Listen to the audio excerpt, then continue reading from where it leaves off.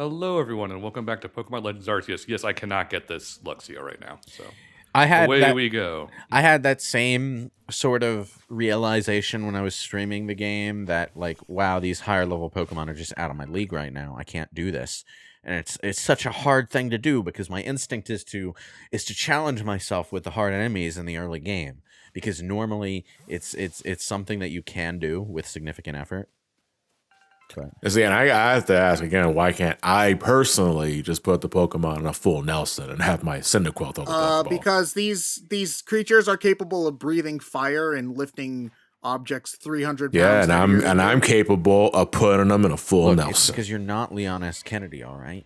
You will never be Leon S. Kennedy. Wait, did he invent the full Nelson?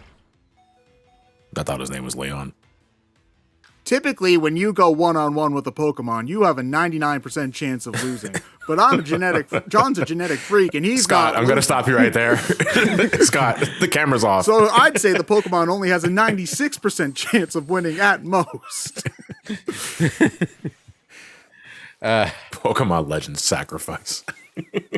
By God, it's Butterfree with the steel chair. Vivichoke? Like an artichoke, but not an artichoke? I guess. I like Bugwort. It's like Mugwort, but with a B. So, one thing that's very interesting is to compare this game with Scarlet and Violet, because they have a lot. It's really weird because they're similar and yet they're very, very different. So comparing them, I just find really interesting. It's like comparing Marvel and DC in a lot of ways, where like, yeah, they're the same genre, but like when you look at the details, they're so different that it's just really fun to analyze.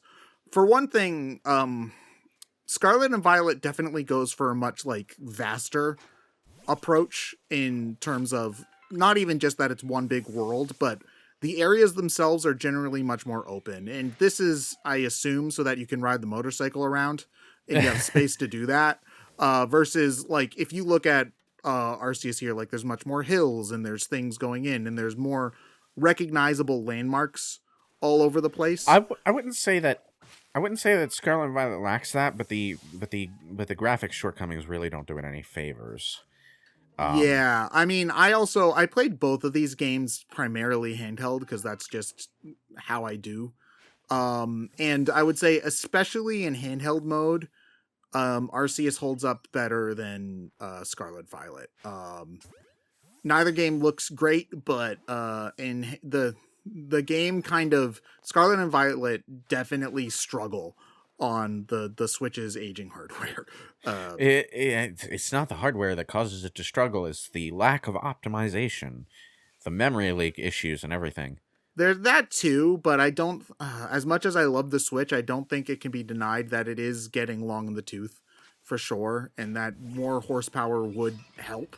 Well, there is that, but like there are more impressive games that do more with open world gameplay more smoothly than Scarlet and Violet. So it like they could make it work if they had the time, expertise, and lack of overbearing publisher mandates that would make that happen. I think expertise is one of the big things. Again, like overbearing publisher mandates is, I think, the biggest reason. But Game Freak still somewhat operates like it's... you had actually mentioned this before, where they still make games like they're making them handheld. Small indie company. Yeah. Small indie company needs to pay bills. Yeah, I think like despite moving into the console scene, they still operate on a handheld like Yeah, level. because like when you're making a game for the 3DS, it's a smaller scope. You have to put things into smaller chunks because the software, the hardware, I should say, can't really handle, having a big open world or whatnot. It's just not, and you design your game around the hardware limitations. I mean, you say that, but they successfully got Xenoblade Chronicles onto the new 3DS, so not without sacrifice, but it was mostly in the area of polygon count and shit. It worked is the thing. It's a thing that the system could do. Yeah, but the Pokemon games are also designed with handhelds in mind. In the original Pokemon games, like if we look back at Gens 1, 2, and 3 especially, the way that the worlds are designed, like, and the areas, versus if you compare it to other 2D RPGs, like your classic Final Fantasies, Dragon Quests, Tales of, those kinds of things. The areas are much more compact. They design their areas with the smaller screen size in mind. So, there's things like you're not getting random battles in the overworld. You have patches of grass, and usually the patches of grass are one screen big, give or take. And granted, that's a skill that makes developing handheld games. That's important for developing handheld games because you want to have your game fit the hardware that it's on. But it also, even when you're playing the Switch handheld, it's not a handheld game. Ryan, you stole that Pokemon's medicinal leak. This is the equivalent of going to school and stealing some kid's lunch money. Come on. Well, no, this is worse. This is the equivalent of going to the pharmacy and taking an old man's heart medication. Okay, but what if that child was a jerk? It's funny because in Stardew Valley, the best gift to give the old man in the town is the leak. So that joke was more on point than you probably expected. Okay, so the thing is, expertise is more of a thing when it comes to open world game design than I think a lot of casual players would understand, because in order to get open world games to work without too much graphical sacrifice, you need to use certain optimization tricks. Stuff that minimizes how many out of sight polygons are being rendered at all times, while also making those polygons, render again more quickly whenever you swing the camera. Do we know the engine these games run on? No clue. Let's. No clue. Well, I'm sure someone knows, but I don't. Maybe something in house or. I'm not entirely sure. I don't know. I really don't know. It is a proprietary engine, which means who Oh, knows? so It's ours. It belongs to me. Well, proprietary means that it's basically in-house or made or built to purpose, basically.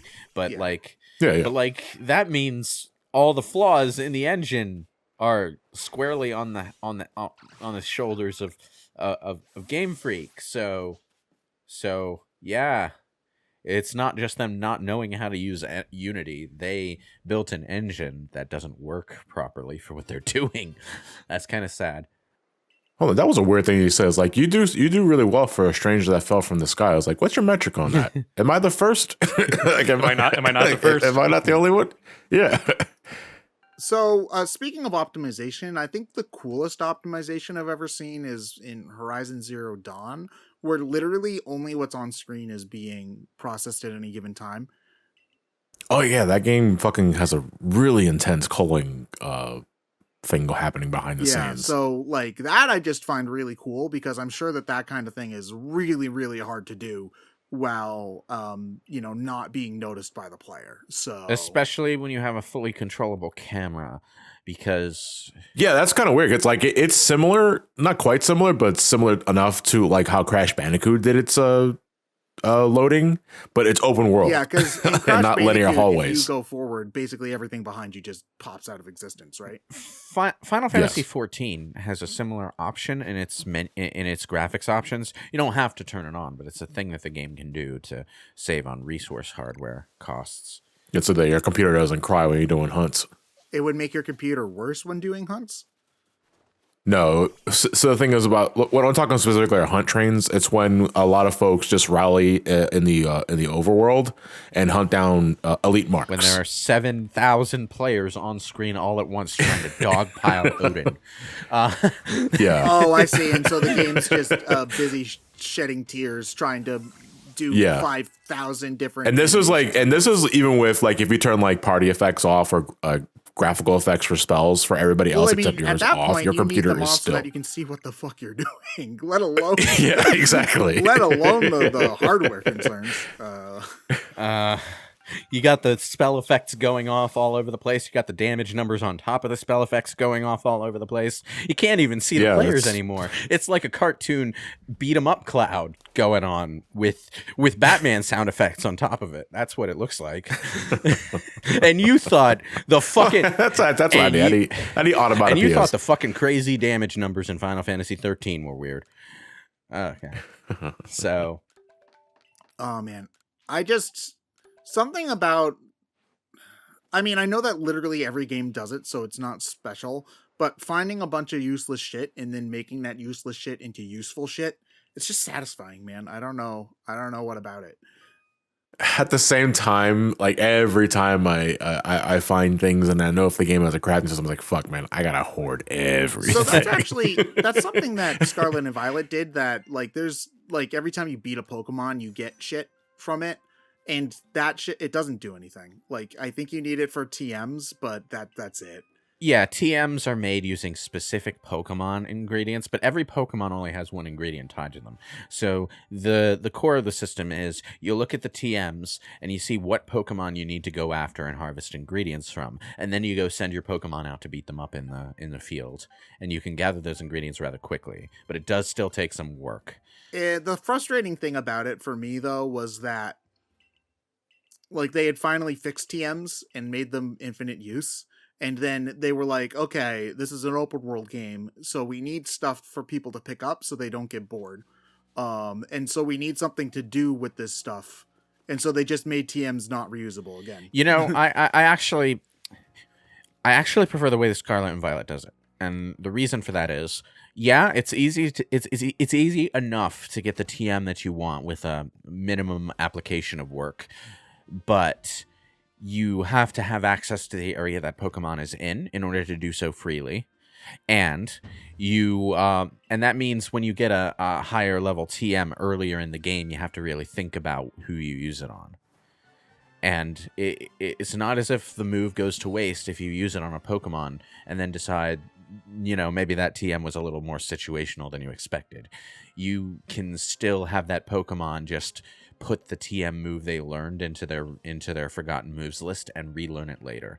But the thing is, like, making TMs not quite infinite use, but also infinitely, acquirable, it retains the old element of TMs being something you have to think about using, while also not having that old element of TMs being something that you don't want to use because you're only ever going to get one of them, or buying another one from the fucking department store is going to cost an arm and a leg in a game. Yeah, that's why you buy multiple copies of the game. Oh, and then freaking you try again. Dude, I can't tell you, when I was playing Gen 3 as a kid, I did that. I went and I traded my extra copies of like my extra Earthquakes and whatnot to my Fire Red and Leaf Green cartridge, which was my main one, so that I could have multiple Pokemon with it. At that point, I don't think I really understood like the breeding and like that you can get TMs passed down in certain ways. But then also, if you wanted, you also had to do egg moves too. So like in order to get certain egg moves onto Pokemon in the older games, you had to like do these really, really annoying breeding chains where like in Gen 2, you had to like Gen 1, give Vileplume Swords Dance via TM, and then bring it up to Gen 2, and then make a baby with the Swords Dance on something, and then have that baby breed with something else, and then finally you got Swords Dance on the Pokemon that you wanted. I went through that whole rigmarole to get a Charizard that had, what's that rock throwing move? Ancient Power or some shit? Ancient Power, yeah, that's the one where it always hits, and you have a 1 in 5 chance of getting all your stats raised by 1. Yeah, I wanted to have that move so I'd have a counter to electric types. And it was nice, but it took too long. I'm just saying, I'm really glad that they finally decided to make this shit more convenient, I guess is the thing. Because sometime around Gen 7, the Pokemon Company were like, okay, fine, we'll acknowledge that competitive Pokemon exists. And they gave you a way in-game to see if you had good IVs. They give you a way in-game to fix bad IVs so you don't have to do egg breeding. It's just like they gave you ways to change natures finally and switch. It's like, thank you. Well, you can change the stat bonuses attached to natures, which is cool. But I like that they keep the Pokemon's original nature in their description, so you know like what they originally were and what their personality is like in your imagination. Yeah. You know what? We were talking about this in an earlier part. I wish that they like had some slightly different animations for Pokemon depending on personality and whatnot. Yeah. It would be cool if you could see Pokemon behaving differently in the wild, and if you had a good eye for it, determine what that Pokemon's nature was before you caught it. That would be really cool. That would also be cool. Yeah. What's the... Oh, it's the Weasel mission is what the one I'm thinking of, where he wants like a big one. Fuck yeah, that and one. you can't fucking tell what it is until You just have to get catch it. you just have to get a mega one, like an alpha one. Yeah. Yeah. But is it because like they all share the same model? So it's like it's like when you're catching a fish. It's like I hope it's one of the bigger more. Pokemon in this game actually have bigger models. So, and some people are like, I want a big Magikarp or a small Wurmple or something. I think they still do that in Scarlet and Violet. Yeah. One of the details I like in the town is that there's this little pasture that you send your spare Pokemon to, because obviously Bill hasn't invented someone's PC yet. So, I like it. That is a distractingly high-tech banner for this old-timey village. They were trying very, very hard. It is weird though not having the same kind of connectivity stuff in this game that other Pokemon games have, but this is also a much more focused single player Pokemon game, which is again very rare. We haven't had something like this since the Colosseum games. Well, I think it's good that they did that, because Pokemon at its core is a single player game. It's just a single player game with a multiplayer arena mode. Yeah. Ryan, that Pikachu wants to be They kind of need to nail single player before they do multiplayer. It's not like they've ever really attempted to cultivate a balanced competitive format anyway. So, you know. That said, Scarlet and Violet do have a pretty cool co-op function where you can just adventure together with your friends in the same world. You can even do story stuff and interrupt the scenes with the players running around in the background. Real-time cutscenes, bitches. I never did the multiplayer in Scarlet Violet. Okay, the game runs like trash, but the mode itself, when it works, is pretty fun. It's pretty awesome. I like it. I just wish it was in a game that ran well. So, in another 2 or 3 years, we'll have a good multiplayer Pokemon game. Finally, after so many generations. I mean, we're getting on to 10 soon, which is something that just sounds bizarre to be at double digits Pokemon games. Generation X, and everyone will be confused as to whether you're talking about the human generation or the Pokemon generation. Wow. Pokemon is literally like the most millennial franchise I can think of, and we're already giving it a Gen X thing. It's just typical for getting the millennials. Yeah. But yeah, like I'm looking at these. I remember now that they spend a lot of time with these characters and they're just kind of flat, unfortunately. This is something I think that Scarlet and Violet does a much better job of, where especially the main three friends are much more fleshed out. Yes and no. I have a problem with the way Scarlet and Violet pace out their character development. Oh, I do too. All three of the main friends are great. Arven, you learn about him pretty early on, and you learn a little bit more as you go through the game, and, you know, in general, Arven is paced pretty well. Nimona, the most important thing about her personality, you don't learn until the post-game cutscenes, which is fucking... What? Why? It's like her entire reason for being so manic about chasing you around and trying to make you her rival is that she's this really hardcore Pokemon enthusiast in a society filled with casuals, and she has no one on her level, not even in the Pokemon League, to have fun battles with. She tries to pester other people for battles, but no one wants to fight her because, like, she has to hold back, and even then she beats them. So, like... So the thing is that the characters in this game are pretty flat, but they get a lot of time to be flat, versus in in Scarlet and Violet, the characters are really interesting, and as soon as you're not in their section anymore, They're like, gone. They're gone. So Yeah. Like they get 20 minutes of interacting with each other for the final dungeon, and that's it. dude, that was so good. And then they just, I wish the whole game was like that, but the part's been over, so we should stop.